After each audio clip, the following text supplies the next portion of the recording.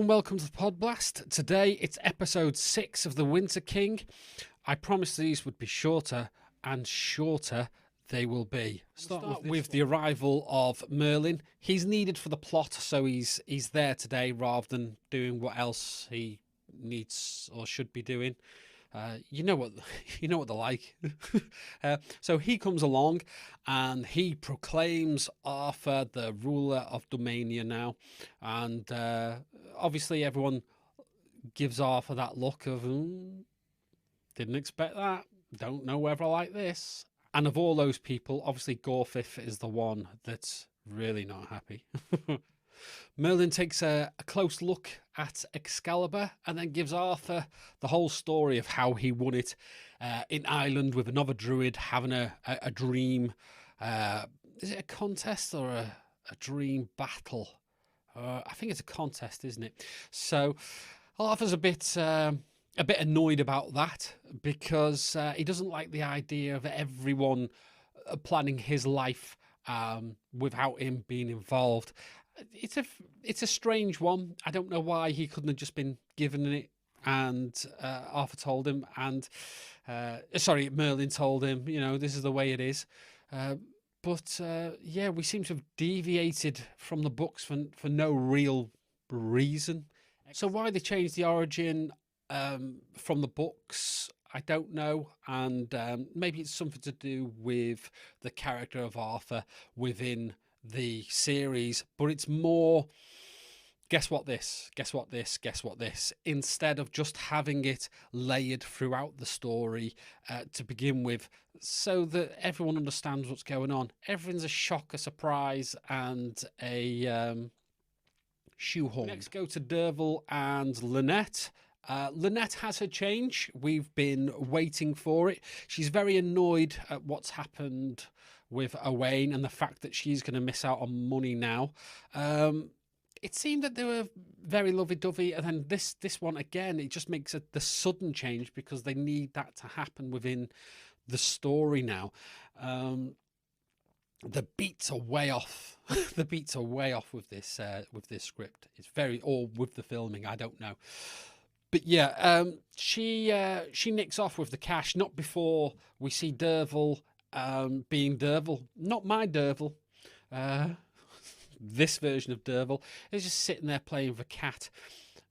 In the books, I think it's Arthur that says you owe that girl a dog and she has to go and get a dog. Is it a dog or is it a cat? I'm not sure which. I thought it was a dog. And we actually saw him earlier. Now, this is Derval on his own back, who's just lying in the dirt playing with this kitten, feeding it. And yeah, it's just more MGM Derval. I don't know who this person is, or what they're aiming at, but there he is, and he's doing his thing. I'm not surprised Lynette's leaving him, to be honest. It's then that Owain's men pop up and give Derval a bit of a going over because they've betrayed the oath to his master, to his lord, and Nimue turns up.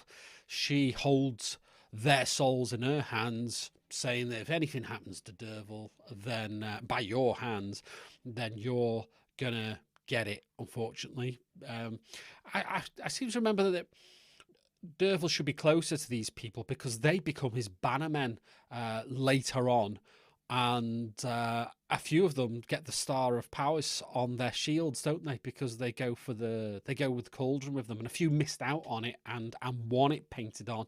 I think they get a star with less points on it, just to say, all right, you want to be men, but you never went on the Cauldron adventure. Of course, the Cauldron adventure being the search for the Holy Grail, really, in the books, and Arthur's nothing to do with those. So I'll be very interested in what they do going forward with that.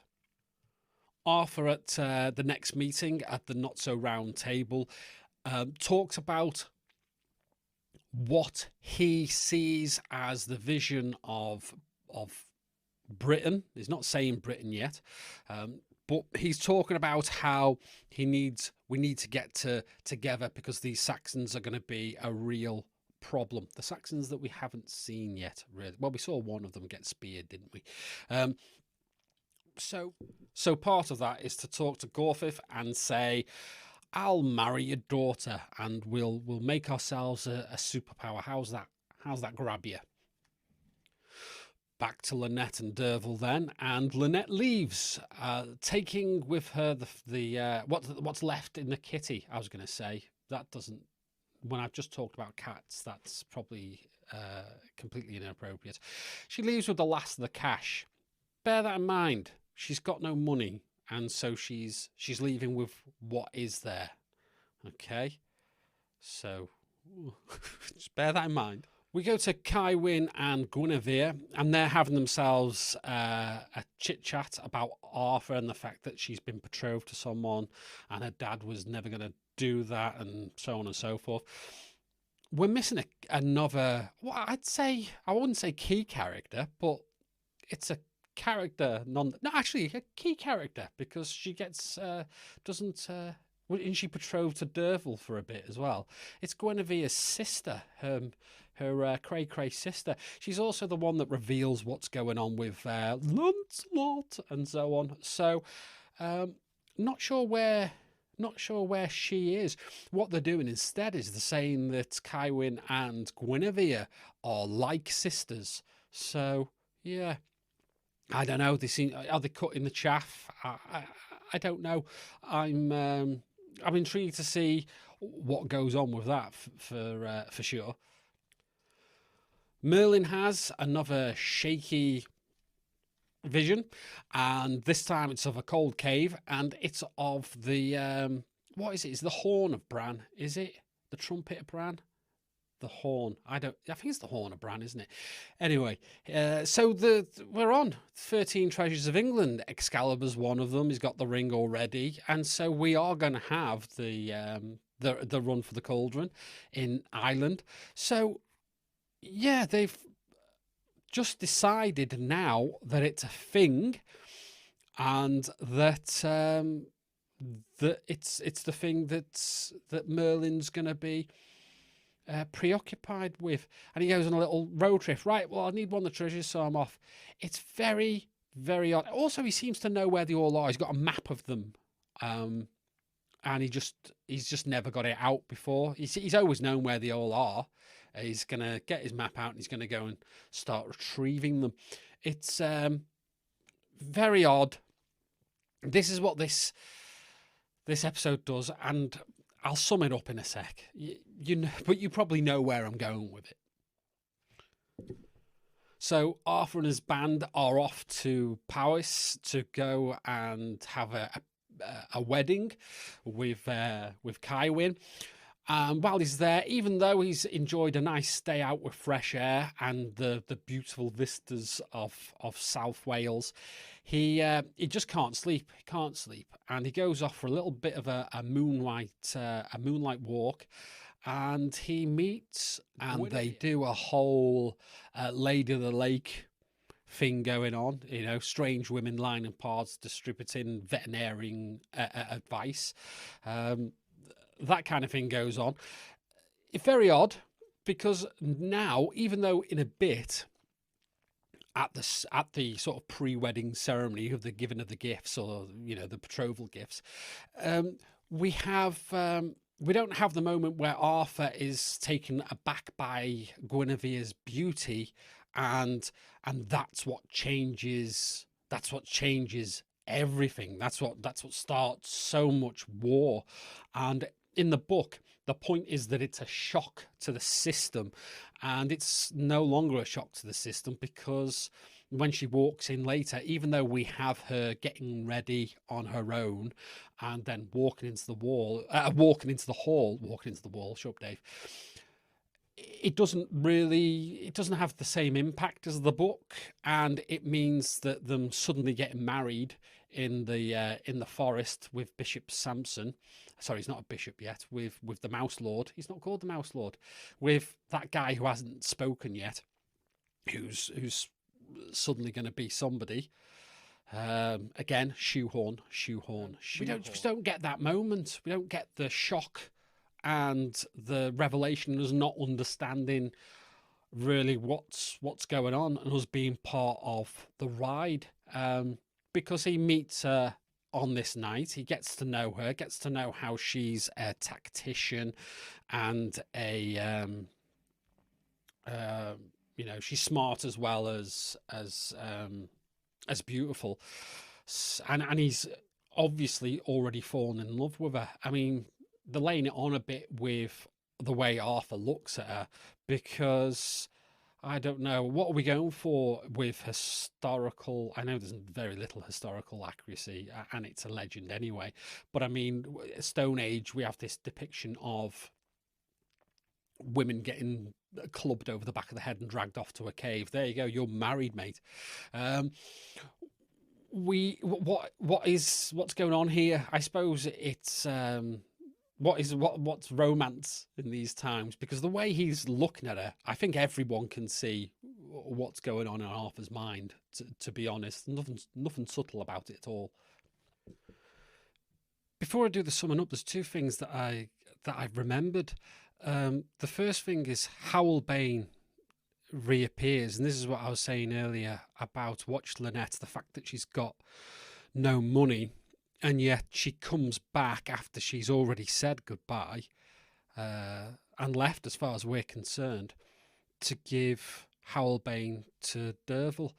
And she's got no money, and she's just shown that that's what her motivation is now, suddenly. And she gives him this gift. That shouldn't have happened. That's why he should have already had it. I don't know why they keep breaking these things up. And the other thing is that Bishop Bedwin and Morgaine are into each other, it would seem, which obviously it's nothing to do with the original book, and you can swap and change things if you need to a certain extent. But again, it is just, here we go, this is a thing. And that's really sums up the series so far, is that the beats aren't there. It's not.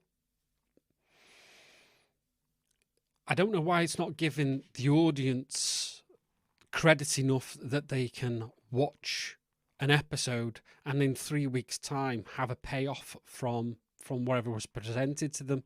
Instead, everything's happening as it needs, and that's it. And it makes everything very, very juddery. Again, Morgaine is a character of all the characters that suffers the most. I like her, the actor, and I do like what they're doing to her. You know, they're fleshing her out, but it's the fact that they just continually change who she is when they decide to. Her and Bedwin, they weren't friends. Now she's into him. Suddenly, it's really janky. And it's not just the jankiness. It's also the fact that you can maybe not have the money, but you can still tell the story. It's putting it forward as a Game of Thrones replacement.